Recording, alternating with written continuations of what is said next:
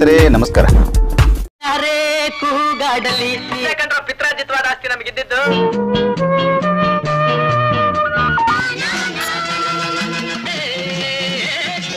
ಸ್ನೇಹಿತರೆ, ನಿಮಗೆಲ್ಲ ಗೊತ್ತಿರುವಂತೆ ಸಿನಿಮಾ ಉದ್ಯಮನ ಹಾಗೆ ಇದೊಂಥರ ಶೇರ್ ಮಾರ್ಕೆಟ್ ಇದ್ದಂಗೆ. ಸಿನಿಮಾ ಹಿಟ್ ಆಯ್ತು ಅಂದ್ರೆ ರೋಡ್ನಲ್ಲಿ ಇದ್ದವ ಉಪ್ಪರಿಗೆ ಬರ್ತಾನೋ, ಅದೇ ಸಿನಿಮಾ ಫ್ಲಾಪ್ ಆತಂದ್ರೆ ಉಪ್ಪರಿಗೆಲಿದ್ದವ ಗುಂಡಿಗೆ ಬಿದ್ದಿರ್ತಾನೆ.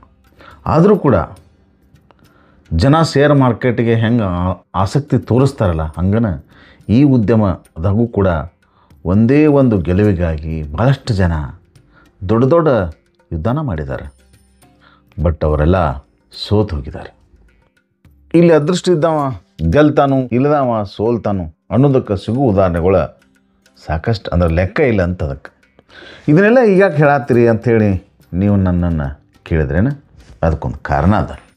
ನಾನೀಗ ನಿಮಗೆ ಹೇಳಲಿಕ್ಕೆ ಹೊರಟಿರೋದು ಅಂತ ಇಂಥದೇ ಒಂದು ರಿಯಲ್ ಸ್ಟೋರಿ.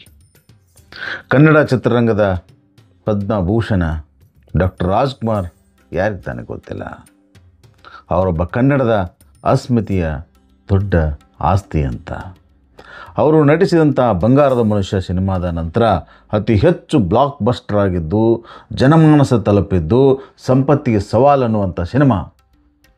ಇದೇ ಸಿನಿಮಾದಿಂದ ಡಾಕ್ಟರ್ ರಾಜ್ಕುಮಾರ್ ಅವರು ಕರ್ನಾಟಕದ ಮೂಲೆಯೊಳಗೆ ಪರಿಚಿತರಾಗಿ ಪ್ರಸಿದ್ಧರಾಗಿದ್ದರು. ಮೊದಲು ಇದ್ದರು, ಇದರಿಂದ ಮತ್ತಷ್ಟು ಪ್ರಸಿದ್ಧರಾದರು, ಜನಮಾನಸಕ್ಕೆ ಹೋಗಿ ಮುಟ್ಟಿದ್ರು ಅಂತ ಹೇಳುವಂಥದ್ದು. ಸ್ನೇಹಿತರೆ, ಯಾರೂ ಅಳಿಸಲಾರದಂಥ ಕನ್ನಡ ಚಿತ್ರರಂಗದ ಎವರ್ ಗ್ರೀನ್ ಸೂಪರ್ ಸ್ಟಾರ್ ಪಟ್ಟ ಡಾಕ್ಟರ್ ರಾಜ್ಕುಮಾರ್ಗೆ ಮತ್ತಷ್ಟು ಗಟ್ಟಿ ಮಾಡಿದಂಥ ಸಿನಿಮಾನ ಈ ಸಂಪತ್ತಿಗೆ ಸವಾಲ್.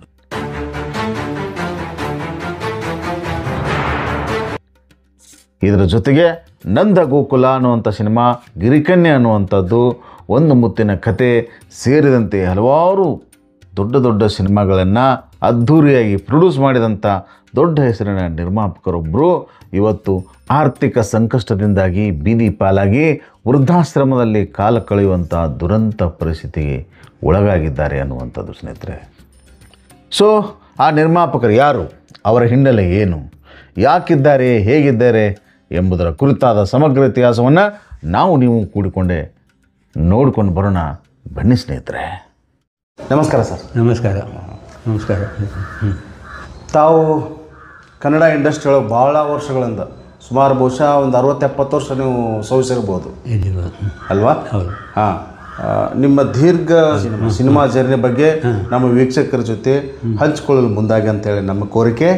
ಅದಕ್ಕೆ ತಾವು ತಮ್ಮ ಮೊದಲ ಪೂರ್ಣ ಹೆಸರು, ನಿಮಗೆಲ್ಲರೂ ನಚ್ಚು ನಚ್ಚು ಅಂಥೇಳಿ ಪ್ರಸಿದ್ಧಿ ಇದ್ದೀರಿ ನೀವು ಗಾಂಧಿನಗರದಾಗ. ಹಾಗಾದ್ರೆ ನಿಮ್ಮ ಪೂರ್ಣ ಹೆಸರೇನು? ನರಸಿಂಹಮೂರ್ತಿ ಅಂತ. ಎನ್ ಮೂರ್ತಿ ಅಂತ. ಹೌದಲ್ರಿ? ಬಟ್ ನನಗೆ ನಿಕ್ ನೇಮ್ ಬಂದು ನಚ್ಚು ಅಂತ.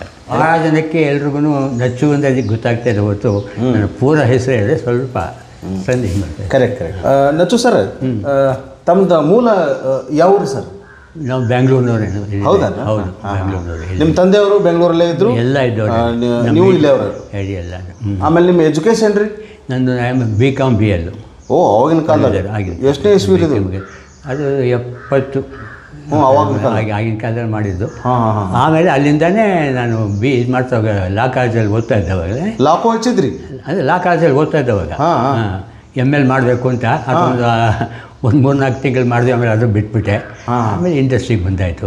ಸಿನಿಮಾ ಇಂಡಸ್ಟ್ರಿಗೆ ಹೆಂಗೆ ಕನೆಕ್ಟ್ ಆಗಿದ್ರಿ ನೀವು? ಇಲ್ಲಿ ನಮ್ಮ ಅಣ್ಣವ್ರು ಇದ್ರು, ದ್ವಾರಕಾನಾಥ್ ಅಂದ್ಬಿಟ್ಟು. ದ್ವಾರಕಾ ಅಂತ ಅಂದ್ಬಿಟ್ಟು ನಮ್ಮ ಅಣ್ಣವರು. ಅವರು ಸಿನಿಮಾ ಇದರೊಳಗೆ ಇದ್ದವರು, ಇಂಡಸ್ಟ್ರಿಲೇ ಇದ್ದವರು. ಅವರು ಅವಾಗೆಲ್ಲ ಎಂಬ್ರಾಯ್ಡ್ ಪಿಕ್ಚರ್ಸು ಇದೆಲ್ಲ ಅಂತ ಮಾಡ್ಕೊಂಡಿದ್ವಿ. ಡಿಸ್ಟ್ರಿಬ್ಯೂಷನ್ನು ಇದೆಲ್ಲ ಇತ್ತು. ಅದು ಮಾಡ್ಕೊಂಡಿದ್ದಾಗ ಅವ್ರು ಭಾಳ ಅನುಭವ ಅವರಿಗೆ. ಅವ್ರ ಜೊತೆ ನಮ್ಮದು ಜಾಯಿಂಟ್ ಫ್ಯಾಮಿಲಿ. ನಮ್ಮದು ಜಾಯಿಂಟ್ ಫ್ಯಾಮಿಲಿ. ದ್ವಾರಕಾ ಅಂತ ದೊಡ್ಡವರು. ಅವ್ರು ಮಾಡ್ಕೊಂಡಿದ್ದವಾಗಲೇ ಅಲ್ಲಿಂದಾನೇ ಅವಾಗೆಲ್ಲ ಬರೀ ಫಿಲಮ್ದು ತಮಿಳು, ಇದು ಕನ್ನಡ ಸ್ವಲ್ಪ ಕಡಿಮೆ. ಆವಾಗಿನ ಕಾಲದಲ್ಲಿ ತಮಿಳು ಜಾಸ್ತಿ ಇತ್ತು. ಒಂದು ಸ್ವಲ್ಪ ತೆಲುಗು ಪಿಕ್ಚರು. ಇದಕ್ಕೆ ಒಂದು ಹೆಚ್ಚು ಕಮ್ಮಿ ಒಂದು 350-400 ಪಿಕ್ಚರು ಒಂದು ಡಿಸ್ಟ್ರಿಬ್ಯೂಷನು ಮಾಡಿದ್ವಿ. ಅವಾಗ ದ್ವಾರಕಾ ಅಂತ ಅವ್ರು ದೊಡ್ಡವರು, ಡಿಸ್ಟ್ರಿಬ್ಯೂಟ್ ಮಾಡ್ತಿದ್ರು. ಹೌದು, ಅಲ್ಲಿಂದನೇ ನಾವೆಲ್ಲ ಬಂದಿದ್ದು. ಫ್ಯಾಮಿಲಿ. ಅದೇ ನಮ್ಮ ದೊಡ್ಡವರು ಅಣ್ಣ ಅಲ್ಲಿಂದ ಬಂದಾಯಿತು. ಆಮೇಲೆ ನಮ್ಮ ಇನ್ನೊಬ್ಬರು ರಾಮದಾಸ್ ಅಂತೇಳಿ ಎರಡನೇ ಅಣ್ಣ, ಅವರು ನಮ್ಮ ಆಫೀಸಲ್ಲಿ ನೋಡ್ಕೊಳ್ಳೋರು. ಮೂರನೇವರು ಸತ್ಯನಾರಾಯಣ್ ಅಂತೇಳಿ, KS ನಾರಾಯಣ್ ಅಂತೇಳಿ ಅವರು ಇದು ಮಾಡ್ಕೊಂಡಿದ್ರು. ಆಮೇಲೆ ನಾನು ಕೊನೆಯವನು. ನೀವು ಸಣ್ಣವರು? ನಾನು ಸಣ್ಣ ಕೊನೆಯವನು. ಹಾಂ ಎಲ್ಲ ಮಾಡ್ತಾಯಿದ್ದವು. ಹಾಗೇನೆ ಒಂದು ಪಿಕ್ಚರ್ ಮಾಡೋಣ ಹಾಗೆ ಹೀಗೆ ಅಂತ ಹೇಳುವಾಗ ಸರಿ ಇದ್ಮೇಲೆ ಸಂಪಾದಕ ಸಭೆ. ಅಲ್ಲ, ನಿಮ್ಮದು ಫಸ್ಟ್ ಸಿನಿಮಾ ಯಾವುದು? ನಟಿ ಅದು ಹೇಳೋದು ನಾ ಹೇಳಿದ್ನಲ್ಲ ಈಗ. ಫಸ್ಟ್ ಪಿಕ್ಚರ್ ಮಾಡಿದ್ದೀನಿ ಹೇಳ್ತೀನಿ ನಂದಗೋಕುಲ ಅಂತೇಳಿ. ನಂದಗೋಕುಲ ಅಂತೇಳಿ ಫಸ್ಟ್ ಮಾಡಿ. ನಂದಗೋಕುಲ ಸಿನಿಮಾ ಹೀರೋನು ರಾಜ್ಕುಮಾರ್. ಆವಾಗ ಒಂದು ಕಲರ್ ಇರಲಿಲ್ಲ, ಅವಾಗ ಬ್ಲ್ಯಾಕ್ ಆ್ಯಂಡ್ ವೈಟ್ ಇದ್ದು ಅದನ್ನು ಮಾಡಿದೆ. ನಂದಗೋಕುಲ ಫಸ್ಟ್ ಸಿನಿಮಾ ನಿಮ್ಮದು ಪ್ರೊಡ್ಯೂಸರ್? ನಾನು ಆ್ಯಸ್ ಎ ಪ್ರೊಡ್ಯೂಸರ್ ನಾನು ಇದು ಮಾಡಿದ್ದು ಅಲ್ಲಿಂದ. ನಾನು ಅದೇ ಫ್ಯಾಮಿಲಿ ಕನ್ಸರ್ನ್ ಅದು. ನಾವು ಇದೆಲ್ಲ ಇದೆ ಅಂದರೆ ಒಂದು ಫ್ಯಾಮಿಲಿ ಬಿಸ್ನೆಸ್ ಆದ. ಈಗ ಸಿನಿಮಾ ಪ್ರೊಡ್ಯೂಸ್ ಮಾಡೋದು ನಿಮ್ಮದು ಫ್ಯಾಮಿಲಿ ಬಿಸ್ನೆಸ್ ಸರ್? ಹಾಗೆ. ಆಮೇಲೆ ನಾನು ಇದು ಓದ್ತಾ ಇದ್ದವನು ಅಲ್ಲಿಂದ ಸಿನಿಮಾ ಇದಕ್ಕೆ ಬಂದೆ. ಗಾಂಧಿನಗರದಲ್ಲಿ ಆಫೀಸ್ ಇತ್ತು. ಎಲ್ಲಿ ಆಫೀಸ್ ಇತ್ತು ನಿಮ್ಮದು? ಗಾಂಧಿನಗರದಲ್ಲಿ 3ನೇ ಕ್ರಾಸಲ್ಲಿ ಇತ್ತು. ಗಾಂಧಿನಗರ 3ನೇ ಕ್ರಾಸ್ನಲ್ಲಿ ನಿಮ್ಮದು ಆಫೀಸ್ ಇತ್ತು. ಅಲ್ಲಿ ಆಫೀಸ್ ಮಾಡಿಕೊಂಡು ಆವಾಗ ಸರಿ ಪಿಕ್ಚರ್ ಮಾಡೋಣ ಅಂಥೇಳಿ ಡಿಸ್ಟ್ರಿಬ್ಯೂಷನ್ ಒಂದು ಪಕ್ಕ ಇತ್ತು. ಇದು ಪಿಕ್ಚರ್ ಪ್ರೊಡ್ಯೂಸರ್ ಮಾಡೋಕ್ಕೆ ಶುರು ಮಾಡಿದ್ವಿ. ಅದಂತೆ ಒಂದು ಬಿಸ್ನೆಸ್, ಡಿಸ್ಟ್ರಿಬ್ಯೂಷನ್ ಇಂದ ಮೂಲ ಬಿಸ್ನೆಸ್ ಆಯ್ತು. ನಂತರ ನೀವು ಹೊಸದಾಗಿ ಅಂದರೆ ಪ್ರೊಡ್ಯೂಸ್ ಮಾಡೋಣ ಅಂತೇಳಿ ಅದೊಂದು ಆಫೀಸ್ ಬೇರೆನೇ ಮಾಡಿಬಿಟ್ಟು ಅವಾಗ ಅದು ಶುರು ಆಯ್ತು ಅಷ್ಟೇ ಒಂದು. ಆಮೇಲೆ ಪದ್ಮಶ್ರೀ ಪಿಕ್ಚರ್ಸ್ ಡಿಸ್ಟ್ರಿಬ್ಯೂಷನ್. ಇದ್ರದ್ದು ನಿಮ್ಮದು ಪಿಕ್ಚರ್ಸ್ ಅದ ಹೆಸರು ರೀ? ಪದ್ಮಶ್ರೀ ಪಿಕ್ಚರ್ಸು ಅದು ಡಿಸ್ಟ್ರಿಬ್ಯೂಷನ್, ವಿತರಕ. ಹಾಂ, ಪದ್ಮಶ್ರೀ ಎಂಟರ್ಪ್ರೈಸ್ ಅನ್ನೋದು ಪ್ರೊಡಕ್ಷನ್. ಸಿನಿಮಾ ಭಾಷೆ ನಮ್ಗೆ ಗೊತ್ತಿರಂಗಿಲ್ಲ. ಎಂಟರ್ಪ್ರೈಸ್. ಅವಾಗ ಅಲ್ಲಿಂದ ಪದ್ಮಶ್ರೀ ಪಿಕ್ಚರ್ಸಲ್ಲೇ ಅದು ಎಂಟರ್ಪ್ರೈಸಸ್ ಇದೊಳಗೆ ಮಾಡಿದ್ದೆ ಸಂಪತ್ತಿಗೆ ಸವಾಲು. ನೀವು ಏನು ಫಸ್ಟ್ಗೆ ದಮಾಕನ ಹೊಡೆದಿರಲ್ಲ? ಮಾಡಿದ್ದೆ. ಅಲ್ಲಿಂದ ಮಾಡಿದ್ದು ಅದೊಂದು ಡ್ರಾಮಾ ಆಗಿತ್ತು. ನಮಗೆ ಅಷ್ಟು ವಿಚಾರ ಆಗೋದು ಗೊತ್ತಿರಲಿಲ್ಲ. ಆಮೇಲೆ ಮಾಡಿದ್ಮೇಲೆ ಹಂಗೆ ಸರಿ ಪಾರ್ವತಮ್ಮನವರು ಅವರೆಲ್ಲ ಇದು ಮಾಡ್ಕೊಂಡ್ಮೇಲೆ ನಿಮ್ಗೆ ಹೆಂಗೆ ಆ ಸ್ಟೋರಿ ಇಲ್ಲ? ನಿಮ್ಮ ಸ್ಟೋರಿ ಯಾರು? ಇವರು ದುತ್ತರಿಗೆಯವರು. ಕರೆಕ್ಟು. ನಿಮಗೆ ಇಂಥ ಸಂಪತ್ತಿಗೆ ಸವಾಲು ಇಂಥದ್ದೊಂದು ಡ್ರಾಮಾ ಇದ್ದು ಅವರೇ ಇದು ಕೊಟ್ಟರು, ಅವರೇ ಇದು ಮಾಡಿಕೊಟ್ರಲ್ಲ. ಯಾರು? ಅವರೇ ಡ್ರಾಮಾ ಮಾಡ್ತಾ ಇದ್ದವರು ಕೊಟ್ಟಿದ್ಮೇಲೆ ಆಮೇಲೆ ದುತ್ತರಿಗೆ ಬಂದು ಅವ್ರು ದುತ್ತರಿಗೆ ಮಾಡೋದು ಕೊಟ್ಟರು, ದುತ್ತರಿಗೆ ಪರ್ಮಿಷನ್ ಕೊಟ್ಟರು. ನಾವೇನೋ ಕೇಳ್ಪಟ್ಟೆ ರೀ, ಇದರಲ್ಲೇ ತುಮಕೂರಲ್ಲಿ ಡ್ರಾಮಾ ಆಗುವಾಗ ಡಾಕ್ಟರ್ ರಾಜ್ಕುಮಾರ್ ಅವರು ಕನಕ ಇಲ್ಲ ತುಮಕೂರಲ್ಲ, ಇಲ್ಲಿ ಅರಸೀಕೆರೆಯಲ್ಲಿ.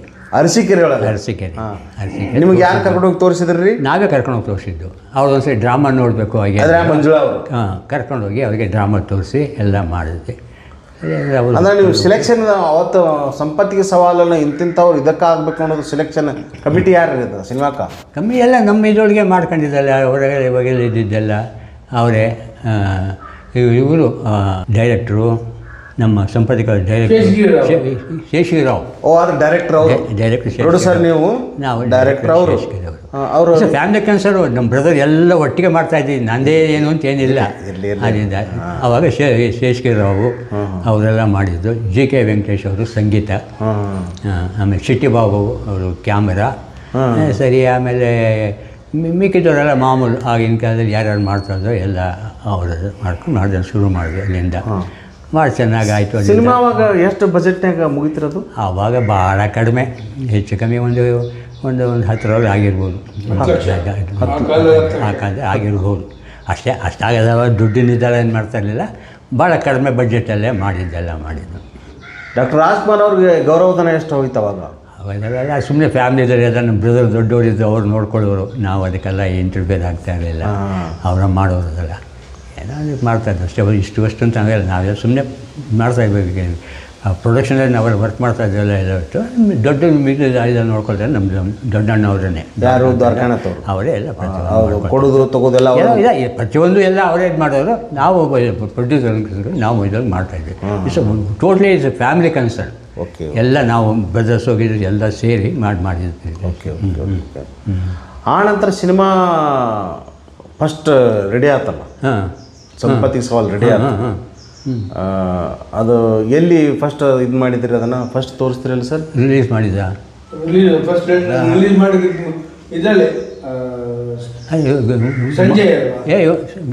ಸಂಜಯದ ಮೈನ್ ಥಿಯೇಟ್ರ್ ಬಂದು ಇದಾಗಿತ್ತು ಸ್ವಲ್ಪ. ಈಗ ಮಾಲಾಗಿದೆಯಲ್ಲ ಗಾಂಧಿನಗರದಲ್ಲಿ, ಅಲ್ಲೊಂದು ಥಿಯೇಟ್ರ್ ಇತ್ತಲ್ಲ. ಥಿಯೇಟ್ರ್ ಇತ್ತಲ್ಲ ಅಲ್ಲಿ. ಇಲ್ಲ ಅದೆಲ್ಲ ಆ ಕಡೆ. ಇಲ್ಲ ಬಿಡಿ, ಎಲ್ಲ ಕಡೆ ಸಂಜಯ್ ಥಿಯೇಟ್ರ್ ತೊಗೊಳ್ಳಿ, ಬೆಂಗಳೂರು ಸಂಜಯ್ ಥಿಯೇಟ್ರ್, ಶ್ರೀಭುವನು, ಸಂಜಯ್ ಥಿಯೇಟ್ರು, ನವರಂಗು ಎಲ್ಲ ಕಡೆಯೂ ರಿಲೀಸ್ ಮಾಡಿದ್ವಿ, ಎಲ್ಲ ಕಡೆ ಆಯಿತು. ರಿಲೀಸ್ ಮಾಡ್ರಿ. ರಿಲೀಸ್ ಮಾಡೋಕ್ಕೂ ಅದ್ರದ್ದು ರೀಪ್ರೊಡಕ್ಷನ್ ಯಾವಾಗ ಗೊತ್ತಾತ್ರ ಇದು ಒಂದು ವಾರದಾಗ ಅವತ್ತೇನ? ಅವತ್ತೇ ಒಂದು ವಾರದಲ್ಲಿ ಎಲ್ಲ ಮಾಡ್ಕೊಂಡ್ಬಂದು ರಿಲೀಸ್ ಆಗಿದ್ದ ನೈಟೇ ಅಭಿಮಾನಿಗಳು ಬಂದು ಇವ್ರುಗಳು ತಲೆ ಮಾಡಿದ್ರೆ ಹೌದಾ? ಸ್ವಲ್ಪ ಅವಾಗ ಬೇವರ್ಸಿ ಗೀವರ್ಸಿ ಅಂತ ಹೇಳಿ ಅದು ಸ್ವಲ್ಪ ಅಣ್ಣವ್ರಿಗೆಲ್ಲ ಆ ಥರ ಮಾತಾಡೋದು ಅಂತ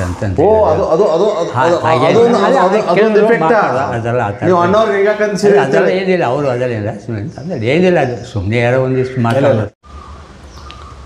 ಸರ್ ತಮ್ಮ ಪರಿಚಯ?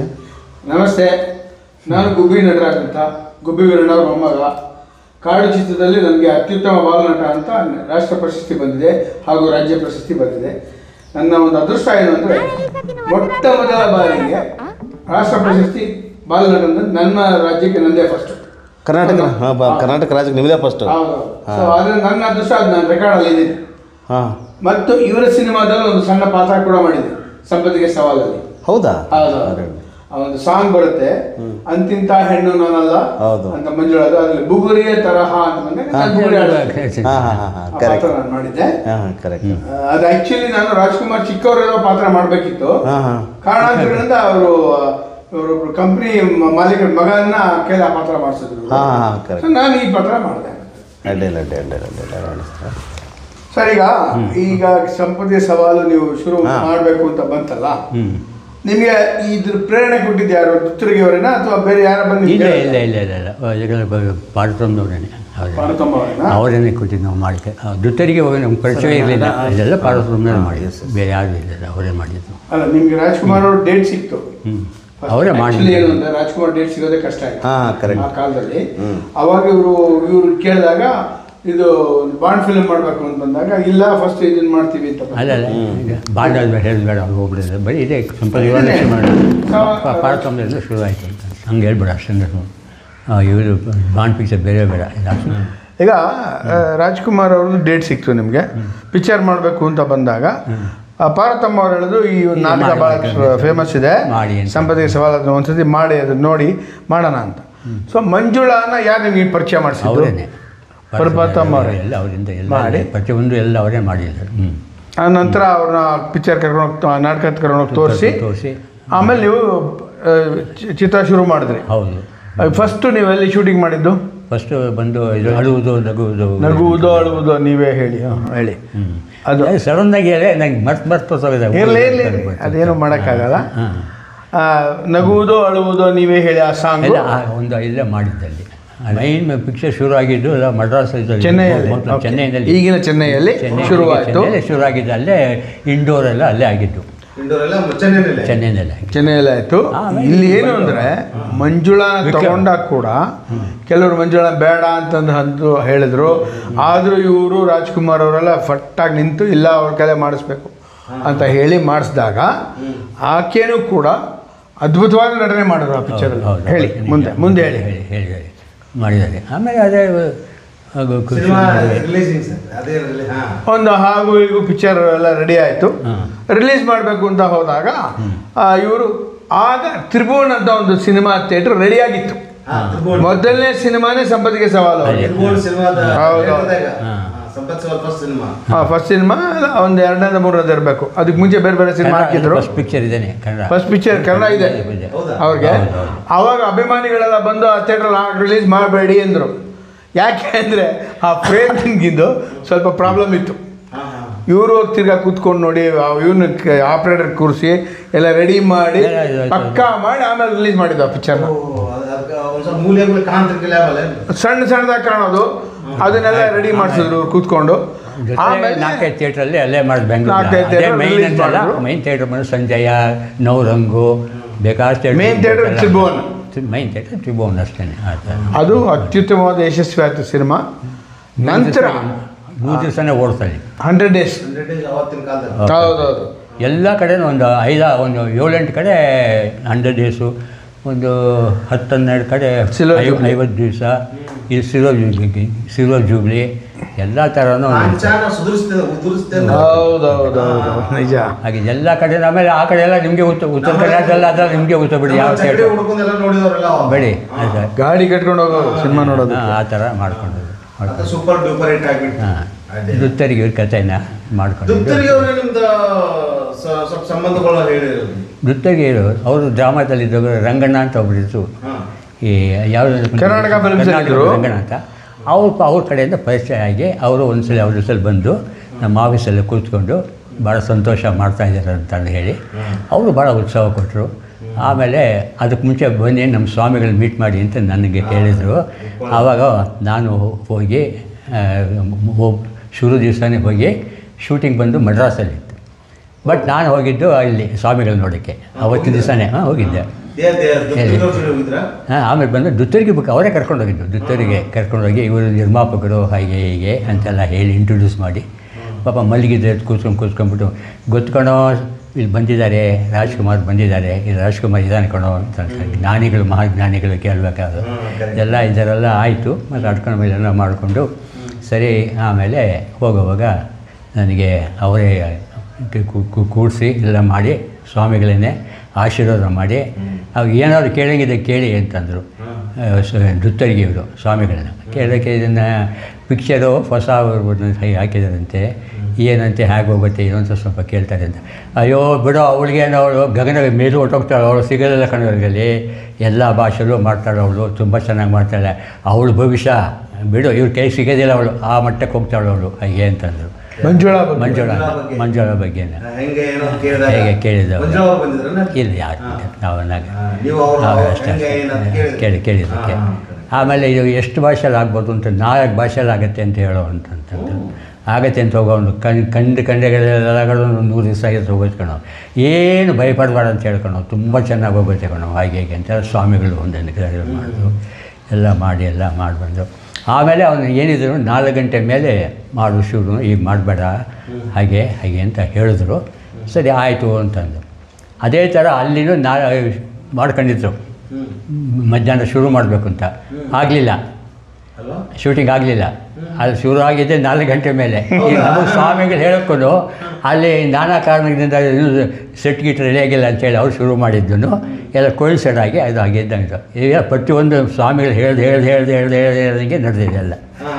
ಸರಿ ಎಲ್ಲ ಮಾಡ್ಕೊಂಡ್ಬಂದು ಎಲ್ಲ ಮಾಡಿಕೊಟ್ರು ಸ್ವಾಮಿಗಳು. ಸರಿ ಆಮೇಲೆ ರಾಜ್ಕುಮಾರಿಗೆ ಈ ಥರ ಆಗಿದೆ ಅಂತ ಮತ್ತೆ ಸ್ವಾಮಿಗಳು ನೋಡಬೇಕಾಗಿದ್ದೆಲ್ಲ ಆಗಿದೆ ಒಂದ್ಸಲಿಗೆ ಹೋಗ್ತೀವಿ ಅಂಥೇಳಿ. ಆವಾಗ ಒಂದ್ಸಲಿ ನಾವು ರಾಜ್ಕುಮಾರು ಅವರು ರಾಜಶಂಕರು ಎಲ್ಲ ಸ್ವಾಮಿಗಳ ರಾತ್ರಿ ಭೇಟಿಯಾಗಿದ್ವಿ. ಭೇಟಿಯಾಗ್ಬಿಟ್ಟು ಬಂದು ಮಾಡಿದ್ವಿ. ಅವರು ಮಾಡಿ ಸ್ವಾಮಿ ಬಾಗಲಕೋಟೆ ಅದೇ ಈ ಸ್ವಾಮಿಗಳು ಹೇಳಿದ್ನಲ್ಲ ಆ ಸ್ವಾಮಿಗಳನ್ನ ರಾತ್ರಿ ಮಾಡ್ಕೊಂಡು ಅಷ್ಟೇ. ಆ ನಂತರ ಸಂಪಾದಿಕ ಸವಾಲದು ಎಷ್ಟು ಗಳಿಸ್ತೀರ ಅವಾಗ? ಏನು ನಾವಾಗ ದುಡ್ಡಿಗೆ ನೋಡ್ತಾ ಎಲ್ಲ ಫ್ರೆಂಡ್ಸ್ಗಳೆಲ್ಲ ಸ್ಪೇಸೆಲ್ಲ ಹಾಕ್ಕೊಳ್ಳೋರು, ರಿಲೀಸ್ ಮಾಡೋರು, ಬಾಡಿಗೆಗೆ ನೀವು ಸ್ಪೇಸನ್ನು ತೊಗೊಳೋರು, ನಮ್ಮಲ್ಲಿ ಕೊಡೋರು, ಅವ್ರನ್ನ ಇಷ್ಟು ತೊಗೊಳೋರು ಎಲ್ಲ ಮಾಡೋರು. ಅದು ಒಟ್ಟು ತುಂಬ ಚೆನ್ನಾಗಿ ಅನಿಸಿದೆ. ಆವಾಗ ಈಗಿನ ಕೋಟಿ ಅಂತಾರಲ್ಲ, ಈ ಕೋಟಿ ಅನ್ನೋದನ್ನು ಆವತ್ತಿನ ಲೆಕ್ಕ ಹಾಕಿದ್ರೆ ಅದೇ ಕೋಟಿ ಆಗಿದೆ. ಅದೇ ಲಕ್ಷ, ಇವತ್ತಿನ ಕೋಟಿ 5 ಲಕ್ಷ. ಇನ್ನೊಂದು ಹೇಳ್ತೀನಿ, ಅವತ್ತು 100 days ಫಂಕ್ಷನ್ ಮಾಡಿದಾಗ ನಮಗೆಲ್ಲ ಬೆಳ್ಳಿ ತಟ್ಟೆ ಕೊಟ್ಟಿದ್ದಾರೆ. ಬೆಳ್ಳಿ ತಟ್ಟೆ ಕೊಡಿ, ಹೌದು ಎಲ್ಲರೂ ಬೆಳ್ಳಿ ತಟ್ಟೆ ಕೊಟ್ಟಿದ್ದಾರೆ. ನಮಗೆಲ್ಲ ಬೆಳ್ಳಿ 100 days ಫಂಕ್ಷನ್ ಬೆಳ್ಳಿ ತಟ್ಟೆ ಕೊಟ್ಟಿರೋದು ನಮಗೆಲ್ಲ. ಹೌದೌದು, ಪ್ರತಿಯೊಬ್ಬರಿಗೂ ಬೆಳ್ಳಿ ತಟ್ಟೆ ಕೊಟ್ಟರು. ಅವಾಗ ಹೇಳಿದಲ್ಲೇ ಏನು ಅದು ಹೇಳ್ದಲ್ಲ, ಈ ವಿಜೃಂಭಣೆನ ಮಾಡಿದೆ, ನಮಗೆ ಗೊತ್ತಿಲ್ಲ ಏನು ಮಾಡ್ತೀವೋ ಏನು ಅಂತ. ಕೇಳಿದ್ದೆಲ್ಲ ಮಾಡಿದ್ವಿ, ಹೇಳಿದ್ದೆಲ್ಲ ಮಾಡಿದ್ವಿ, ನಮ್ಗೆ ತಿಳಿದಿದ್ದೆಲ್ಲ ಮಾಡಿದ್ವಿ, ಎಲ್ಲ ಮಾಡಿದೆ. ಮಹಾನುಭಾವ ಸ್ವಾಮಿ ಅವರಿಂದ ಎಲ್ಲ ಆಯಿತು, ಸ್ವಾಮಿಗಳಿಂದ ಆಶೀರ್ವಾದದಿಂದ ಎಲ್ಲ ಮಾಡಿ ಅದೇ ಥರ ಆಯಿತು. ಆ ನಂತರ ಯಾವ ಸಿನಿಮಾ ಇದು ಮಾಡಿದ್ರಿ? ಗಿರಿಕನ್ಯೆ ಮಾಡಿ ರಾಜ್ಕುಮಾರ್ ಅವರು ಜಯಮಾಲ ಅವರು ಗಿರಿಕನ್ಯೆ. ಫಸ್ಟ್ ಸಿನಿಮಾ ಗಿರಿಕನ್ಯೆ ಇಲ್ಲ ಬೇಕು ಮಾಡಿದ್ರು. ನಮ್ಮ ಈ ಬ್ಯಾನರಲ್ಲಿ ನಮ್ಮ ಜೊತೆ ಮಾಡಿದ್ದು ಅದೇ ಮಾಡಿದ್ರು ಬೇಕಾ ಮಾಡಿದ್ರು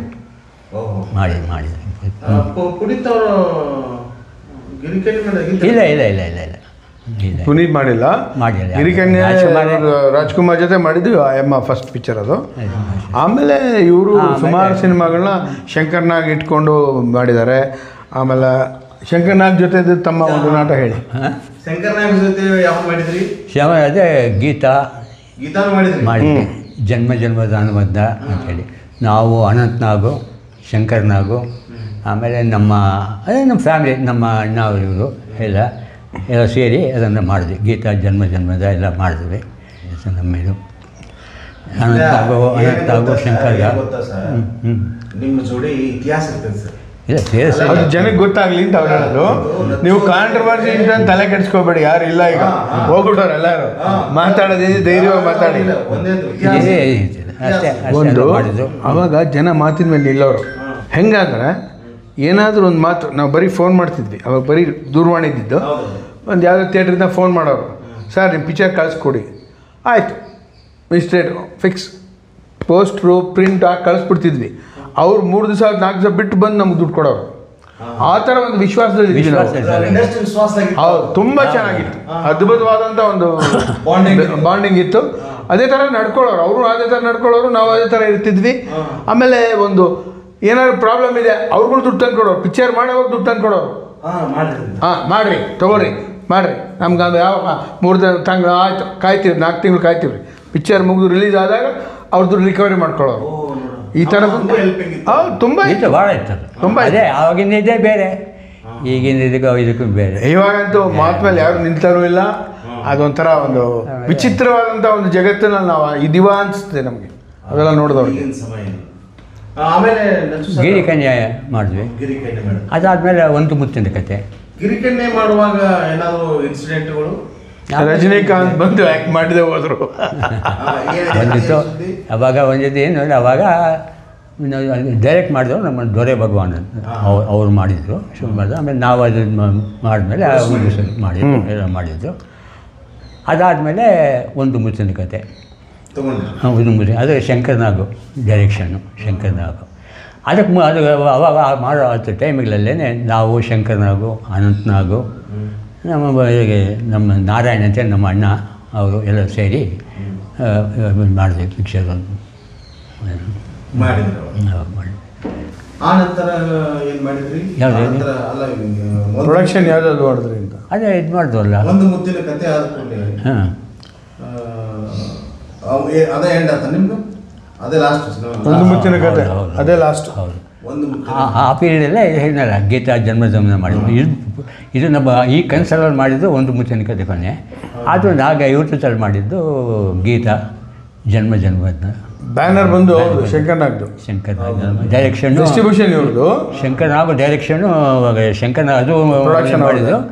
ಇವನು ಒಂದು ಮುತ್ತಿನ ಕತೆ ಅದನ್ನು ಶಂಕರ್ನಾಗೆ ತಾನು ಮಾಡಿದ್ದು.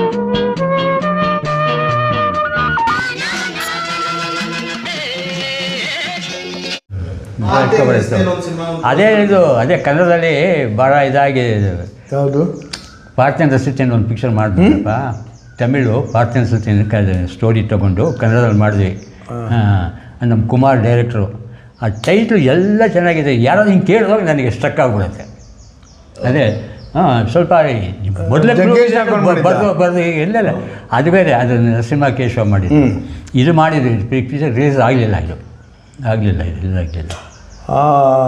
ಹೊಸ ತೀರ್ಪು ಅಲ್ಲ ಹೊಸ ತೀರ್ಪು ಅಲ್ಲ ಅದೇ ಥರ ಬರ್ತದೆ, ಚಿಕ್ಕದೇನಾಗಿದೆ. ಇಲ್ಲ ಒಮ್ಮೆ ಸ್ಟಕ್ ಆಗ್ತೈತೆ, ಒಮ್ಮೆ ಜನ ಭಾರತ ಆಮೇಲೆ ನೆನಪಾಗ್ಬಿಡ್ತೈತಿ. ಸರಿ, ಆಮೇಲೆ ನೆನಪಾಗ್ಬಿಡ್ತೈತ್ರಿ ಅದು.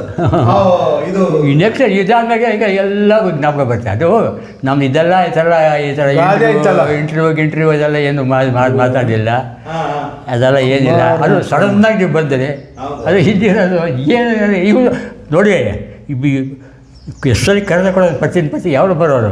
ಇವತ್ತು ಅವರಾಗೆ ಫೋನ್ ಮಾಡಿಬಿಟ್ಟು ನಾವು ಬರ್ತೀನಿ ಊಟ ತೊಗೊಂಡ್ಬಂದು ನೀವು ಬರ್ತೀರಾ ಇನ್ನು ಬರ್ತೀವಿ ಮಾಡಿ ಯಾರು ಕಂಡು ಈ ಥರ ಆಗಿದೆ ಅದು.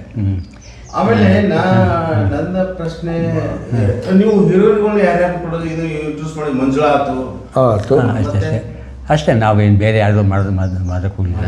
ಮಾಡಿ ನಿಮ್ಮ ಬ್ಯಾನರ್ನಿಂದ ಮಂಜುಳಾ ಇದು ಬಂದು ಆಮೇಲೆ ಬೇರೆ ಪಿಕ್ಚರ್ಗಳೆಲ್ಲ ಮಾಡೋರು ಅದರೊಳಗೆ ಲೆಕ್ಕ. ನಮ್ಮ ಬ್ಯಾನರ್ಗಳಲ್ಲಿ ನಾವೇನು ಇಂಟ್ರೊಡ್ಯೂಸ್ ಮಾಡೋವೇನು ಮಾಡಿದೆ ಅದೆಲ್ಲ ಏನು ಲೆಕ್ಕ ಬರ. ನಂದಗೋಕುಲ ಒಂದು ಜಾಗ ನಂದಗೋಕುಲ ಹೇಳ್ತಲ್ಲ ಹೇಳಿದ್ರಿ ಅದು ಮಾಡಿದ್ದೀವಿ. ಫಸ್ಟ್ ರಾಜ್ಕುಮಾರ್ ನೀವು ಮಾಡಿದ್ದು ವೈಆರ್ ಸ್ವಾಮಿ ಡೈರೆಕ್ಷನ್, ಅದೆಲ್ಲ ಏನು ಬೇಕಾಗಿಲ್ಲ. ಅವರು ಹೇಳ್ಬರತ್ತ ಹೇಳಿ ವೈಆರ್ ಸ್ವಾಮಿ ಡೈರೆಕ್ಷನಲ್ಲಿ ನಂದಗೋಕುಲ ಮಾಡಿದ್ವಿ. ಅದು ಅವಾಗ ಬ್ಲ್ಯಾಕ್ ಆ್ಯಂಡ್ ವೈಟು. ಅದು ಹಿಟ್ ಆಗಿತ್ತಾ? ಹಾಂ ಪರವಾಗಿಲ್ಲ, ಚೆಂದಾಗಿ ಹೋಯ್ತು. ರಾಜ್ಕುಮಾರ್ ಸಿನಿಮಾ ಅಲಂಕಾರಲ್ಲಿ ಒಂದು 10 ವೀಕ್ಸ್ ಅಲಂಕಾರದಲ್ಲಿ ಚೆನ್ನಾಗಿ ಹೋಯ್ತು. ಅವಾಗ ಆಕ್ಚುಲಿ ವೀಕ್ಲಿ ವಾರದ ಲೆಕ್ಕ ತಿಂತಿರೋದು. ಅವಾಗ 10 ವಾರ ಓಡ್ತದೆ ಅಲಂಕಾರ ಥಿಯೇಟ್ರಲ್ಲಿ, 10 ವಾರ ಓಡ್ತು black and white cinema. Silver jubilee weekly ವಾರ ಹಿಂಗೆಲ್ಲ ಅಂತಿದ್ರು ಅವಾಗ. ಅದು ಇದು ಸವಾಲೆಲ್ಲ ಅದನ್ನು ಮಾಡ್ತು. 100 ಡೇಸು ತ್ರಿಭುವನಲ್ಲಿ, 25 ವೀಕ್ಸ್ 25 ವಾರ ಇನ್ನು ಬೇರೆ ಬೇರೆ ಥಿಯೇಟ್ರ್ಗಳಲ್ಲಿ, ಆಮೇಲೆ 50 ಸುಮಾರು ಕಂಟಿನ್ಯೂಸು, ಅದ್ರದ್ದು ಸ್ಟಾಪೇ ಇಲ್ಲ ಸವಾಲ್ದು ಮಾತ್ರ. ಒಂದು ರಾಜ್ಕುಮಾರ್ ಫ್ಯಾಮಿಲಿ ಜೊತೆ ನಿಮ್ಮ ಸಂಬಂಧ ಯಾವ ರೀತಿ? ಅದೇ ಇದು ಮಾಡಿದವಾಗ ಅವಾಗ ವಜ್ರೇಶ್ವರಿ ಅಂತ ಮಾಡಿದ್ರಲ್ಲ ಒಂದು ಡಿಸ್ಟ್ರಿಬ್ಯೂಷನ್ನು, ಅವಾಗ ನಮ್ಮ ಅವರು ಎಲ್ಲ ಚಿನ್ನೇಗೌಡರು ಅವರು ಚಿನ್ನೇಗೌಡರು ಇರಲಿಲ್ಲ ಆಗ. ಅಲ್ಲ ಸವಾಲೆಲ್ಲ ಆದಮೇಲೆ ಇವರು ಡಿಸ್ಟ್ರಿಬ್ಯೂಷನ್ ಅವ್ರು ಮಾಡಬೇಕು ಅಂತ ಅವರೇ ಮಾಡಿದಾಗ ಪಾರ್ವತಮ್ಮ ಅವರು ಬಂದು ಇವ್ರಿಗೆಲ್ಲ ಮಾತಾಡಿ, ಚಿನ್ನೇಗೌಡರು ಬಂದು ಇವ್ರ ಆಫೀಸಲ್ಲಿ ಬಂದು ಇವ್ರ ಹತ್ರ ಮಾತಾಡಿಕೊಂಡು ಆ ವ್ಯವಹಾರ ಏನು ತಿಳ್ಕೊಂಡು ಆಮೇಲೆ ಶುರು ಅದೆಲ್ಲ ಆಮೇಲೆ ರೀಸೆಂಟಾಗಿ ಆಮೇಲೆ ಕ್ಲಬ್ ಮಾಡಲೇಬೇಡಿ ಚಿನ್ನೇಗೌಡರು ಒಂದಲ್ಲ ಇದಕ್ಕೆಲ್ಲ. ಯಾಕೆಂದರೆ ಇದೆಲ್ಲ ಆದಮೇಲೆ ಅವ್ರ ಫ್ಯಾಮಿಲಿ ಕಡೆಯಿಂದ ಬಂದವರು ಅವರು. ನಾವು ಇಂಟ್ರೊಡ್ಯೂಸ್ ಮಾಡಿದ್ವಿ ಅಂತ ಬರಬಾರ್ದು, ಅದರಲ್ಲಿ ಬರಬಾರ್ದು. ಅಂದ್ರೆ ಅವರು ಪಾರ್ವತಮ್ಮ ಅವರು ಇದು ಮಾಡಿದ್ದಾರೆ. ಇಲ್ಲ ಅವಾಗ ಇದು ಮಾಡ್ತಾರೆ, ವಜ್ರೇಶ್ವರಿ ಅಂತ ಮಾಡ್ತಾಯಿದ್ರು ಇಲ್ಲಿ. ಆಮೇಲೆ ಒಂದು ಹುಬ್ಬಳ್ಳಿ ಡಿಸ್ಟ್ರಿಬ್ಯೂಷನ್ ಆಮೇಲೆ ಚಾಲು ಮಾಡಿರಿ ಅವರು. ಸಂಪತ್ ಸವಾಲ್ ಚಾಲು ಆದ ನಂತರ ಚಾಲು ಮಾಡಿರಿ ಅವರು. ಸವಾಲೆಲ್ಲ ಆಗಿ ಸುಮಾರು ವರ್ಷಗಳಾದ ನಂತರ ಮಾಡಿದ್ರು. ನಾವು ಮಾಡಬೇಕು ಸಿನಿಮಾದಿಂದ ಎಲ್ಲ ಮಾಡಿದ್ರು. ಹೌದು ಮಾಡಿದ್ರು. ಅವಾಗ ಬಂದು ಒಟ್ಟಿಗೆ ಮಾಡ್ತಾ ಇದ್ವಿ, ಎಲ್ಲ ಜೊತೆಗೆ ಸೇರಿ ಮಾಡಿದ್ದು ಡಿಸ್ಟ್ರಿಬ್ಯೂಷನ್ ಮಾಡ್ತಾ ಇದ್ವಿ. ಇಲ್ಲಿ ಮಾಡ್ತಾ ಇದ್ವಿ, ಹುಬ್ಬಳ್ಳಿ ಇಲ್ಲಿ 2 ಕಡೆನೂ ಮಾಡ್ತಾ ಇದ್ವಿ. ಹುಬ್ಬಳ್ಳಿಯಲ್ಲೂ ಮಾಡ್ತಾ ಇದ್ವಿ, ಚಂದ್ರಕಾಂಬೀಸ್ ಅಂತ ಡಿಸ್ಟ್ರಿಬ್ಯೂಷನ್ನು, ಇಲ್ಲಿ ವಜ್ರೇಶ್ವರಿ ಅಂತ ಮಾಡ್ತಾರೆ. ಎಲ್ಲ ಅದಕ್ಕೆಲ್ಲ ಪಾಪ ನಿಂತು ಮಾಡ್ತಾ ಇದ್ದಿದ್ದಲ್ಲ ಪಾಪ ಇವರೇನೆ ಪಾರ್ವತಮ್ಮರೇ. ಪ್ರತಿಯೊಂದಕ್ಕೂ ಮೂಲ ಕಾರಣ ಪ್ರತಿಯೊಂದು ನಮಗೆ ಇದು ಮಾಡೋದಕ್ಕೆ ಅವರು ಅಗ್ರಸ್ಥಾನ ಅವ್ರಿಗೇನೆ, ಪಾರ್ವತಮ್ಮರಿಗೆ ಸೇರಬೇಕು, ಅವರೇನೇ ಇರಬೇಕು. ಆಮೇಲೆ ನೀವು ಇಷ್ಟೆಲ್ಲ ದೊಡ್ಡ ಫ್ಯಾಮಿಲಿ, ಮನೆತನದ industry, cinema industry, business industry, cinema ಇಷ್ಟೆಲ್ಲ ಸ್ವಲ್ಪ ಎಕನಾಮಿಕಲಿ ಬ್ಲಾಸ್ಟ್ ಯಾವಾಗ ಆಯ್ತು? ಈಗ ಸಿನಿಮಾ ಡಿಸ್ಟ್ರಿಬ್ಯೂಷನ್ ಏನಾಯಿತು ಅಲ್ಲಿ ಸ್ವಲ್ಪ ಈ ವೇರಿಯೇಷನ್ ಆಯಿತು, ವ್ಯವಹಾರಗಳೆಲ್ಲ ಹೆಚ್ಚು ಕಮ್ಮಿ ಆಗಕ್ಕೆ ಶುರುವಾಯಿತು. ಪಿಕ್ಚರ್ ಮೇಲೆ ಇನ್ವೆಸ್ಟ್ ಮಾಡಿದ್ದು ದುಡ್ಡುಗಳು ರಿಕವರಿ ಆಗ್ತಿರ್ಲಿಲ್ಲ, ಆ ಥರ ಆಯ್ತು. ಅವುಗಳೆಲ್ಲ ಆಗಿ ಸುಮಾರು ಹೊಡೆತ ಬಿತ್ತು. ಸತ್ಯ ಮಾಡಿದ ಪಿಕ್ಚರ್ ಏನು ಬಾಡದ ಆಮೇಲೆ ನಮ್ಮ ಇನ್ನೊಬ್ಬರು ಇದು ಕೇಸ್ ನಾರಾಯಣ್ ಅಂತೇಳಿ, ಕೇಸ್ ನಾರಾಯಣ್ ನಮ್ಮ ಅಣ್ಣನೇ, ಹಾಕ್ಬಿಟ್ಟು ಒಂದು ಪಿಕ್ಚರ್ ಮಾಡಿ ಬಾಡದ ಹೂವು ಅಂತ. ಅದು ಚೆನ್ನಾಗೋಯ್ತು, ಭಾಳ ಚೆಂದಾಗೋಯ್ತು. ಭಾಳ ಚೆನ್ನಾಗೋಯ್ತು ಬಾಡದ ಹೂವು ಅಂತೇಳಿ, ಚೆನ್ನಾಗೋಯ್ತು. ಇವರೇ ಡಿಸ್ಟ್ರಿಬ್ಯೂಷನ್, ಅವ್ರ ಪ್ರೊಡ್ಯೂಸರ್, ನಮ್ಮೇ ಡಿಸ್ಟ್ರಿಬ್ಯೂಷನು ಎಲ್ಲ ಪದ್ಮಶ್ರೀಲೇ ಮಾಡಿದ್ದು ಡಿಸ್ಟ್ರಿಬ್ಯೂಷನಲ್ಲಿ. ಇಲ್ಲ ಒಬ್ಬೊಬ್ಬರು ಹೆಸರು ಅಂದರೆ ಹೇಗೋ ಆಗಿನ ಟೈಮಲ್ಲಿ ಏನೋ ಮಾಡ್ತಾ ಇದ್ದಾರೆ. ಇಟ್ಸ್ ಫ್ಯಾಮಿಲಿ ಕನ್ಸರ್ನ್, ಟೋಟಲಿ ಒಂದು ಫ್ಯಾಮಿಲಿ ಕನ್ಸರ್ನ್. ಬಳ್ಳಾಗಿ ಎಲ್ಲ ಆಗಿ ನಂತರ ಎಲ್ಲ ಇವರ ಅಣ್ಣ ಅವರು ತೀರ್ಕೊಳ್ಳೋವಾಗ ಅಷ್ಟೊಂದು ಫಿಲಮ್ ಡಿಸ್ಟ್ರಿಬ್ಯೂಷನ್ ಎಲ್ಲ ಸ್ವಲ್ಪ ಪ್ರಾಬ್ಲಮ್ ಆಗಿತ್ತು, ಸಿಕ್ಕಾಪಟ್ಟೆ ತೊಂದರೆ ಆಯಿತು. ಪ್ರೊಡ್ಯೂಸರ್ಗಳಿಗೂ ತೊಂದರೆ ಆಯಿತು, ಡಿಸ್ಟ್ರಿಬ್ಯೂಟರ್ಗಳಿಗೂ ತೊಂದರೆ ಆಯಿತು, ಥಿಯೇಟ್ರ್ನಲ್ಲೂ ಪಿಕ್ಚರ್ಗಳು ಇರ್ತಿರ್ಲಿಲ್ಲ. ಯಾವುದೋ ಒಂದು ರೀತಿಯಲ್ಲಿ ಒಂದು ವ್ಯವಸ್ಥಿತವಾಗಿದ್ದು ಡಿಸ್ಟರ್ಬ್ ಆಗೋದು ಟೋಟಲಿ. ಪಿಕ್ಚರ್ ಈಗ ಟಿ ವಿ ಮೀಡಿಯಂ ಬಂದ್ಬಿಡ್ತಲ್ಲ, ಅಲ್ಲಿ ನಿಮಗೆ ಕಲೆಕ್ಷನ್ ನೋಡ್ತಾ ಬೆಳಗ್ಗೆ ಬಾಡದು ಅದು ತುಂಬ ಚೆನ್ನಾಗೋಯ್ತು. ಅನಂತಾಗ ಮಾಡಿದ್ದು ಬಾಡದು ಹೂವು. ಇವಾಗ ಏನಾಗಿದೆ, ಪಿಕ್ಚರ್ ಜನನೇ ಬರಲ್ಲ, ಅದು ಮೇಜರ್ ಪ್ರಾಬ್ಲಮ್. ಪಿಕ್ಚರ್ ಮಾಡೋದು ದೊಡ್ಡದಲ್ಲ, ಜನ ಬರಲ್ಲ. ಒಂದು ಈ ಕಡೆ ರಾಜ್ಕುಮಾರ್ ಗ್ರೂಪ್ ಒಂದು, ಆ ಕಡೆ ಶಂಕರ್ನಾಗು ಅನಂತನಾಗಿರೋದು. ಅವಾಗ ಶಂಕರ್ನ ಕೇಳ್ಬೇಕಾ ಪ್ರತಿಯೊಂದು ಮಾಡ್ಕೊಂಡು, ಎಷ್ಟು ಬ್ಯುಸಿ ಆರ್ಟಿಸ್ಟು ಅದು ಮಾಡ್ತಾನೆ ಶಂಕರ್ನಾಗ್. ವರ್ಕಿಂಗ್ ಮಷೀನ್ ಆತ. ಬಾ ನಾವು ಮಲ್ಕೋತೀವಿ, ಇಲ್ಲ ಕೆಲಸ ಮಾಡ್ತಾನೆ ಇರೋನು 3-4 ದಿವಸ ಕಂಟಿನ್ಯೂ ದಮ್ಕೆಲಾಗಲ್ಲ ಆ ಥರ ಮಾಡೋದಕ್ಕೆ. ಅದು ಒಂದು ಯಂತ್ರ. ಹೆಂಗ್ರಿ ವರ್ಕ್ ಮಾಡ್ತಾರೆ ಅಂತ ಇವನ್ ರಾಜ್ಕುಮಾರ್ಗೆ ಆಶ್ಚರ್ಯ ಆಗಿತ್ತು. ಮನುಷ್ಯನ ಇವನು ಶೂಟಿಂಗ್ ಮಾಡ್ತಾನೆ ಇರೋದು. ಈಗ ಡಬ್ಬಿಂಗ್ ಯಾಕೆ ಅಲ್ಲಿ ಹೋಗೋದು, ಅವನೊಂದು ಅವ್ನು ಪಿಕ್ಚರ್ ಆ್ಯಕ್ಟ್ ಮಾಡಬೇಕಾದ್ರೆ ಅದಕ್ಕೆ ಹೋಗ್ಬೋದು, ರಾತ್ರಿ ಹೋಗ್ಬಿಟ್ಟು ಬೆಳಿಗ್ಗೆ ಬಂದುಬಿಡೋದು, ಈ ಥರ ರೆಸ್ಟೇ ಇಲ್ಲ. ಆಮೇಲೆ ಡ್ರಾಮಾಗಳು ಬೇರೆ, ಆಮೇಲೆ ಡಬ್ಬಿಂಗು, ಆಮೇಲೆ ಅವರು ಸ್ಟುಡಿಯೋ, ಏನು ಸಂಕೇತ ಶುರು ಮಾಡಿದ್ದವ್ರೇನೆ. ಕಡಿಮೆ ಇತ್ತು ಓ ಅವ್ರದ್ದು. ಸಾಧನೆ ಒಂದೊಂದಲ್ಲ, ಅದು ಅದ್ಭುತವಾದಂಥ ದೊಡ್ಡ ಒಂದು ಪ್ರತಿಭೆ. ಅದು ನಾವು ಭಾಳ ಬೇಗ ಕಳ್ಕೊಂಡು ಅದು ಆಯ್ತು. ಇದೆಲ್ಲ ಅದು ಸಿನಿಮಾ ಟಿವಿ ಮಾಧ್ಯಮ ಬಂದ ಕೂಡಲೇ ಅದೆಲ್ಲ ನೀವು ಸೇರಿಸ್ಬಿಡಿ, ನಿಮ್ಗೆ ಗೊತ್ತಲ್ಲ ಅದೆಲ್ಲ ನಿಮ್ಗೆ ಗೊತ್ತಲ್ಲ ಹೇಳಿ. ಆಮೇಲೆ ಇತ್ತೀಚೆಗೆ ಸೋಷಿಯಲ್ ಮೀಡಿಯಾ ಬಂದಿರುವಂಥದ್ದು. ನೀವು ಈ ಸಿನಿಮಾ ಮಾಧ್ಯಮದ ಯಾವಾಗ ದೂರ ಆಯ್ತು? ನಾ ದೂರ ಆಗಿದ್ದೆ. ಆಯಿತು, ಅದೇ ಹೇಳಿದ್ನಲ್ಲ, ಒಂದು 20-25 ವರ್ಷ ಆಯಿತು. ಹಾಂ, ಅದೇ ಕೊನೆ ಅದು ಪಿಕ್ಚರ್ ಮಾಡ್ಸೋ ರಿಲೀಸ್ ಮಾಡೋಕ್ಕಾಗಲಿಲ್ಲ, ಅಲ್ಲಿಂದ ಅಷ್ಟೇ. ಅದೇ ಲಾಸ್ಟ್. ಆಮೇಲೆ ಈ ಆಶ್ರಮಕ್ಕೆ ಬಂದಿರೋದು ಇಲ್ಲಿಗೆ ಕಾರಣ ಅದೇ. ಈಗ ಇವರು ಮದುವೆ ಆಗಿಲ್ಲ, ನಾನು ಒಬ್ಬರೇ ಇದ್ದಾರೆ, ಬ್ಯಾಚುಲರ್. ಹೌದು. ಸೊ ಅವ್ರ ಅಣ್ಣ ಅವ್ರು ಅಲ್ಲಿ ತೀರ್ಕೊಂಡ್ರು, ಅವ್ರ ಮಗನೂ ತೀರ್ಕೊಂಡ್ರು, ಇವ್ರ ಜೊತೆಗಿದ್ರು ಅವರು ಎಲ್ಲ ತೀರ್ಕೊಂಡ್ರು. ನಾನು ಇಲ್ಲಿ ಸೊ ಆಮೇಲೆ ಯಾರು ಇಲ್ವಲ್ಲ, ಸೊ ಆದ್ದರಿಂದ ಇವರು ಇಲ್ಲಿ ಆಶ್ರಮಕ್ಕೆ ಬಂದು ಸೇರ್ಕೊಂಡ್ರು. ಇಲ್ಲಿ ಇದ್ದಾರೆ,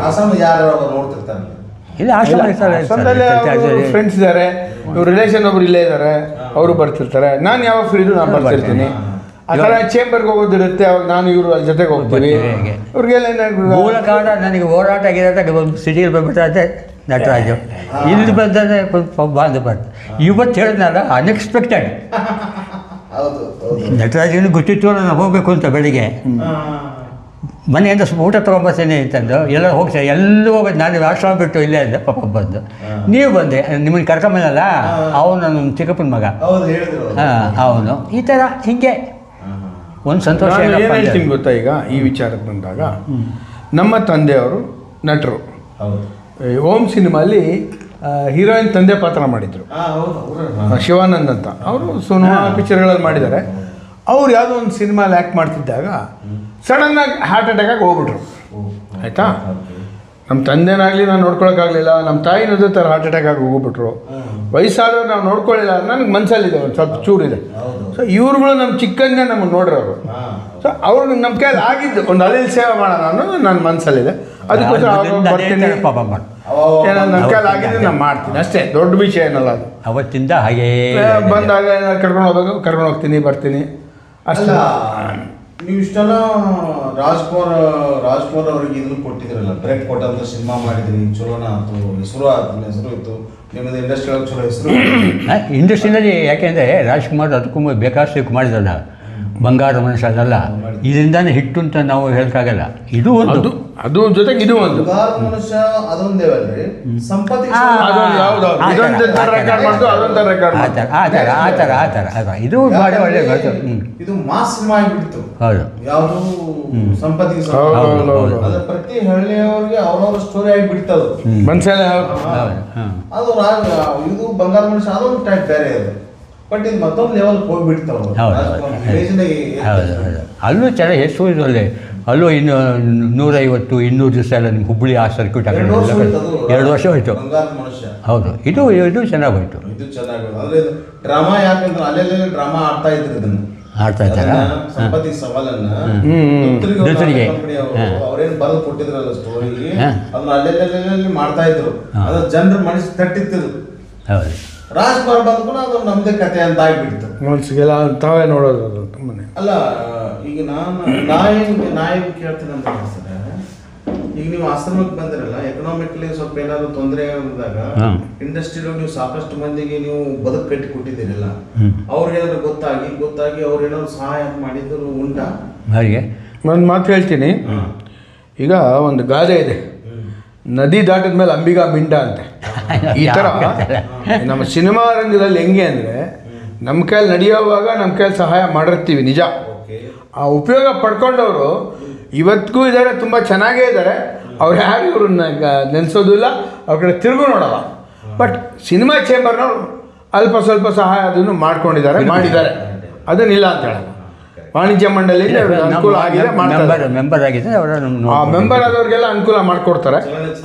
ಅದರಿಂದ ಸ್ವಲ್ಪ ಇವ್ರಿಗೆ ಏನೋ ಒಂದು ಸ್ವಲ್ಪ ಆಕ್ಸಿಜನ್, ಸ್ವಲ್ಪ ರಿಲ್ಯಾಕ್ಸ್. ಹೌದು, ಆ ಥರ. ಸೊ ಸಿನಿಮಾ ಚೇಂಬರ್ ನಾವು ನೆನೆಸ್ಕೋಬೇಕು ಆ ವಿಚಾರದಲ್ಲಿ. ಏನು ಸರ್, ಕರೆಕ್ಟಾ? ಹೌದು. ಯಾಕೆ ನಾನು ಯಾವತ್ತೂ ಈ ಥರ ಇಂಟರ್ವ್ಯೂ ಯಾವತ್ತೂ ಮಾಡಿಸ್ತೀನಿ. ಇನ್ನು ಮೇಲೆ ಬರ್ತಾ ಇರ್ತ ಬನ್ನಿ. ಬೇರೆ ಎಡಿಟ್ ಮಾಡಬೇಕಲ್ಲ, ಬೇಕಾಗ್ತಿದೆ ಮುಕ್ಕಾಲು ಹೊಟ್ಟ ಬರ್ತೇವೆ ನಾವು. ಈಗ ಒಂದು ಇವ್ರು ಸಿನಿಮಾದಾಗ ನಟನೆ ಮಾಡಲಿಲ್ಲ. ಮಾಡಲಿಲ್ಲ. ಯಾಕೆಂದರೆ ಅದು ಒಂದು ಇನ್ಸಿಡೆಂಟ್ ಆಯಿತು. ರಾಜ್ಕುಮಾರ್ ಅವರು ರೆಡಿಯಾಗಿ ಬಂದು ಕಾಯ್ತಾಯಿದ್ರು ಸೆಟ್ಟಲ್ಲಿ. ಈ ಅಮ್ಮ ರೆಡಿ ಆಗ್ತಾಯಿದ್ರು. ಬಂದು ಮೇಡಮ್ ರಾಜ್ಕುಮಾರ್ ಅವ್ರು ಕಾಯ್ತಾ ಇದ್ದಾರೆ ಅಂದರೆ ನಾನು ಬೇಕು ಅಂದರೆ ಎಂಥ ಕುಮಾರ ಆದರೂ ಕಾಯಲೇಬೇಕು ಅಂತ ಆ ಎಮ್ಮನ ಬಾಯಿಂದ ಆ ಮಾತು ಬಂತು. ಅಲ್ಲಿಂದ ಅವರು ಪಾತ್ರ ಮಾಡಬೇಕಾಗಿದ್ದಂಥದ್ದು ಅಲ್ಲಿಗೆ ನಿಂತೋಯ್ತು. ರಾಜ್ಕುಮಾರ್ ಜೊತೆ ಆ ನಂತರ ಅವ್ರು ಯಾವುದೇ ಒಂದು ಸಿನಿಮಾಲಿ ಪಾತ್ರ ಮಾಡೋಕ್ಕಾಗಲಿಲ್ಲ. ಅದು ಯಾವ ಸಿನಿಮಾ ಹೇಳಿದ್ರು? ಅರ್ಧ ಮಾಡಿದ್ರು ಯಾವ್ದು ಸರ್ ಅದು ಪಿಕ್ಚರ್ ಅದು? ಅವ್ರು ಕಿತ್ತಾಕ್ ಬೇರೆಯವ್ರನ್ನ ಹಾಕಿದ್ರಲ್ಲ. ಆಮೇಲೆ ಪ್ರೇಮದ ಕಾಣಿಕೆ. ಪ್ರೇಮದ ಕಾಣಿಕೆ ಹೀರೋಯಿನ್ ಜಯಮಾಲ. ಆರತಿ. ಆರತಿ ಸಂಪತ್ತಿಗೆ ಸವಾಲಲ್ಲೂ ಆರತಿ ಮಾಡಬೇಕಾಗಿತ್ತು. ಫಸ್ಟ್ ಆರತಿನೇ ನಾವು ಮಾಡಿದ್ದು. ಅವರು ಸುಮ್ಮನೆ ಮಾಡಿ ಮಾಡಿ ಮಾಡಿ ಶುರು ಮಾಡಿದ್ರು. ಆಮೇಲೆ ಪಾರ್ವತಮ್ಮ ಇದು ಮಾಡ್ಕೊಂಡು ಅವ್ರ ಮಾಡಿಸ್ರಿ ಅಂತ ಮಂಜುಳಾ ದೊಡ್ಡ ಆರತಿ ಮಾಡಬೇಕಾಗಿತ್ತು ಆ ರೋಲ್ನ. ಅಲ್ಲ ಹೌದು, ಪ್ರತಿಯೊಂದು ಹೇಳಿದ್ನಲ್ಲ ಸ್ವಾಮಿಗಳು ಮೂಲ ಇಲ್ಲಿ ನಮಗೆಲ್ಲ ಎತ್ತು ಮೇಲೆ ಕಟ್ಟಿಕೊಟ್ರು ಭಾರತ. ಆ ವಿಚಾರದಲ್ಲಿ ನಾನು ಹೇಳೋದಕ್ಕೆ ಇಷ್ಟಪಡ್ತೀನಿ. ನಾನೊಬ್ಬ ಕಲಾವಿದ, ಸುಮಾರು ಚಿತ್ರಗಳಲ್ಲಿ ಮಾಡಿದ್ದೀನಿ, ಈಗಲೂ ಮಾಡ್ತಾಯಿದ್ದೀನಿ. ಅದೃಷ್ಟ ಅನ್ನೋದು ಬರ್ತಾ ಇರುತ್ತೆ, ಅಪ್ಸ್ ಆ್ಯಂಡ್ ಡೌನ್ಸ್ ಇದ್ದೇ ಇರುತ್ತೆ, ಸೋಲು ಗೆಲುವು ಎಲ್ಲ.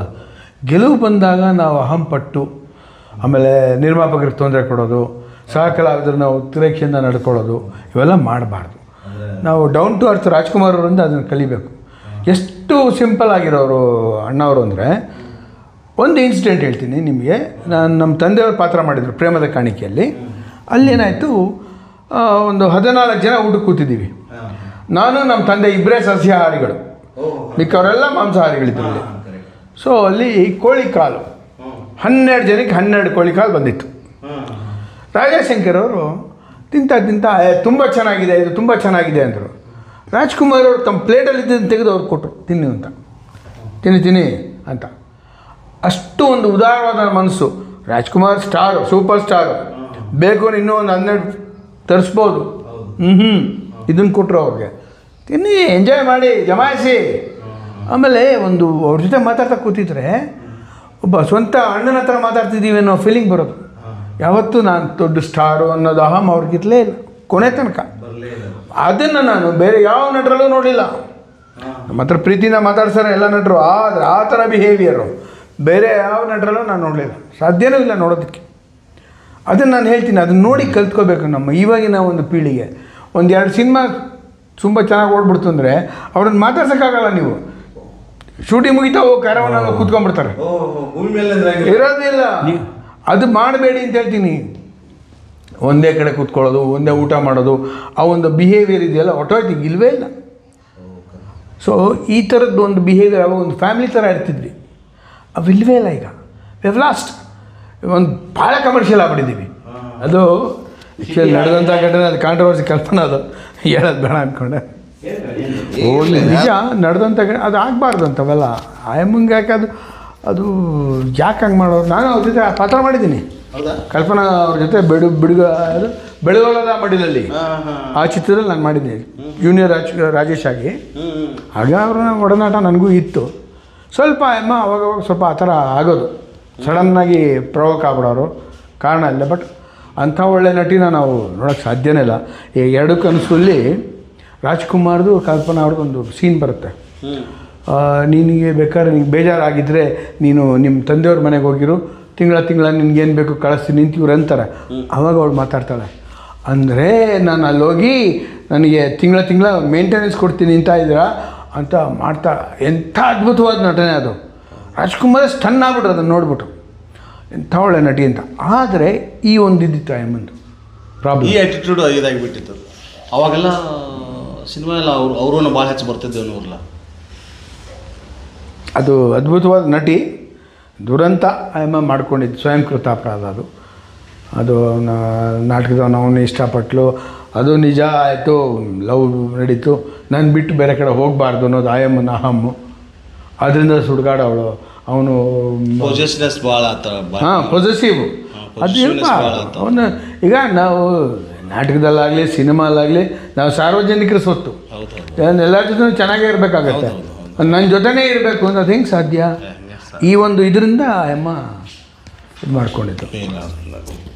ಅಹಮ್ಮಿನಿಂದ ತೆಪ್ತು ಸಿನಿಮಾ, ಪ್ರೇಮದ ಕಾಣಿಕೆನೂ ತೆಪ್ತು, ಅದು ಮಿಸ್ ಆಯಿತು.